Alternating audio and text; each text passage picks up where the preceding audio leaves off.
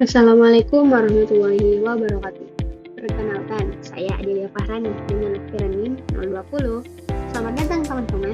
Kali ini kita akan membahas materi tentang data dan informasi. Materi ini akan membantu kita memahami peran data dan informasi dalam teknologi serta bagaimana keduanya saling berkaitan.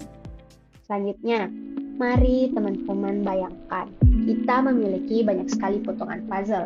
Sebelum dirangkai, potongan-potongan ini hanyalah objek terpisah tanpa makna. Inilah yang disebut dengan data, hanya kumpulan fakta mentah. Namun, ketika potongan tersebut dirangkai menjadi gambar yang utuh, kita mendapatkan informasi, yaitu sesuatu yang memiliki makna dan dapat digunakan. Analogi sederhana ini membantu kita memahami pentingnya mengolah data menjadi informasi. Mari kita cari tahu, apa itu data dan informasi. Mari kita mulai dengan definisi. Data adalah fakta mentah, angka atau simbol yang belum memiliki makna. Contohnya adalah angka 1, 2, 3, 4, dan 5 yang tanpa konteks tidak berarti apa-apa.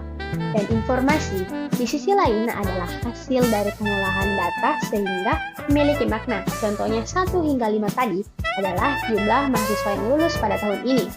Analogi lain yang bisa kita gunakan adalah bahwa data seperti bahan mentah, sementara informasi adalah hasil olahan yang siap digunakan. Perubahan dari data menjadi informasi membutuhkan proses pengolahan yang akan kita bahas nantinya. Mari juga kita cari tahu bersama-sama ciri-ciri dan jenis data. Ciri-ciri data bersifat mentah, tidak terstruktur, dan belum bermakna. Adapun ciri-ciri informasi bersifat terstruktur, memiliki konteks dan relevan. Selanjutnya, jenis data dibagi menjadi dua. Ada berdasarkan sumbernya dan formatnya. Pada berdasarkan sumbernya tetap lagi terbagi dua.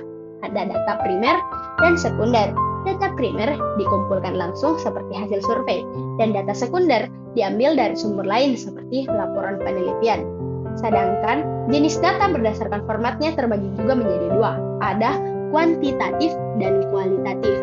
Kuantitatif berupa angka, misalnya statistik penjualan, dan kualitatif berupa deskripsi atau kategori seperti wawancara.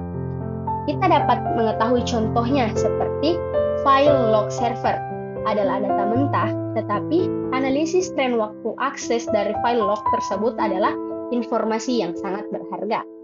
Selanjutnya, kita mencari tahu bagaimana proses transformasi data.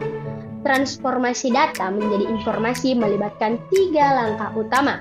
Yang pertama, pengumpulan data diambil dari berbagai sumber seperti sensor, survei, atau pada media sosial. 2. Pengolahan data.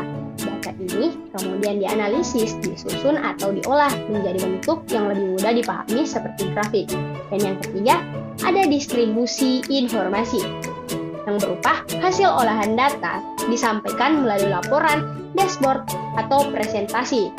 Yang dapat kita ambil contohnya, data penjualan harian toko diolah menjadi laporan mingguan untuk membantu manajer memahami tren penjualan. Selanjutnya, pentingnya kualitas data. Data yang berkualitas adalah dasar dari informasi yang dapat dipercaya. Kualitas data itu meliputi akurasi, apakah datanya benar, konsistensi, apakah datanya sesuai di seluruh sumber, kelengkapan, apakah semua data yang dibutuhkan sudah tersedia, ketetapan waktu, apakah data tersedia tepat waktu, dan kualitas informasi, informasinya harus relevan, jelas, dan memberikan nilai tambahan bagi penggunanya. Misalnya, jika data yang digunakan dalam laporan bisnis salah, maka strategi yang diambil juga bisa keliru. Oleh karena itu, menjaga kualitas data sangat penting. Selanjutnya, ada relevansi data di era digital. Dalam era digital, data dan informasi sangat relevan untuk berbagai bidang teknologi. Adapun beberapa contohnya itu big data, business intelligence, dan artificial intelligence. Big data membantu menemukan pola dari data dalam jumlah besar, dan business intelligence digunakan untuk menghasilkan wawasan strategis dari data. Dan artificial intelligence atau yang biasa kita sebut sehari-hari ini adalah AI dan machine learning yang menggunakan data untuk meneliti model cerdas.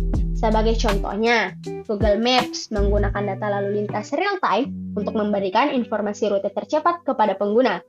Di e-commerce, data pembelian digunakan untuk memberikan rekomendasi produk kepada pelanggan.